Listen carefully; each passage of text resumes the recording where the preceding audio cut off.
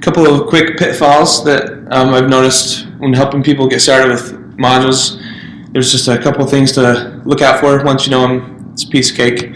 The first is that when working with regular scripts, they don't behave the same as modules. So require can load, underscore, and backbone even though they aren't AMD modules. But if you pass something in to your callback, underscore, and backbone, those will be null, and so you'll wonder why they don't work. So the solution to that is just don't pass anything in for regular scripts.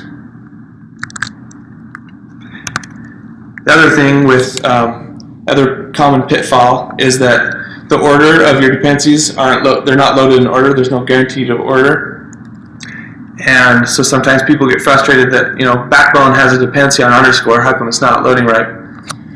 So I wrote a little something. There's a whole bunch of different ways to solve this problem. I wrote a little something called wrap.js. It's a required plugin that basically in your config you say what libraries your scripts depend on, and then when you use it with the plugin, Backbone will now make sure that jQuery and underscore are loaded before it's loaded. And also it will get passed back into your function just like an AMD module would. And during the build, this actually generates an AMD module in your code, so you never have to modify the source files. So you can update to the latest Backbone and not have to change your code at all. Another thing is testing. Sometimes it can be harder to test modules because you don't have a bunch of globals anymore. It's just a little bit more work. So I want to demo Buster real quick. Buster.js is a new JavaScript testing framework. I'm really excited about it. It's got a lot of nice things, and I'm going to show you testing modules. So one cool thing about Buster is you can capture browsers.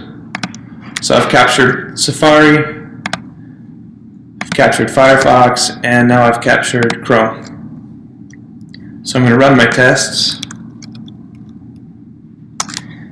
and I'm testing those modules in those 3 different browsers, and they report back if they all work.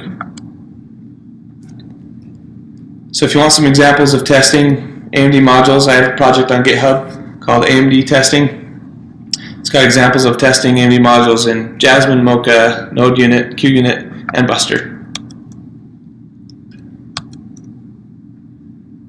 So to summarize, modules are extremely beneficial to your project. They will help you get organized. They're powerful, they're great for performance. They really change the way you think about how you organize your code and how you build up reusable generic components.